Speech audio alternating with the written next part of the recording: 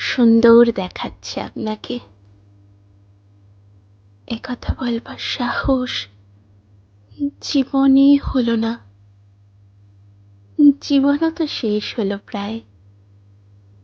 কত আগে থেকে চিনতাম ভালো লাগতো আপনাকে, একবারও বলিনি। আজও লাগলো। খেয়ালই করিনি কেউ 1.5 ঘন্টা দাঁড়িয়ে দাঁড়িয়ে কথা বলছি রাসবিহারী মোড়ে।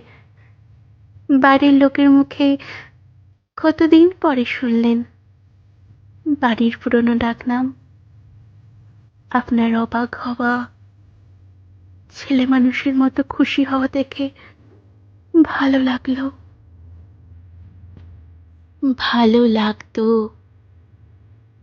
আপনার মতো ভালো কাউকেই লাগেনি। কত কত দিন আগের থেকে বলিনি তখন,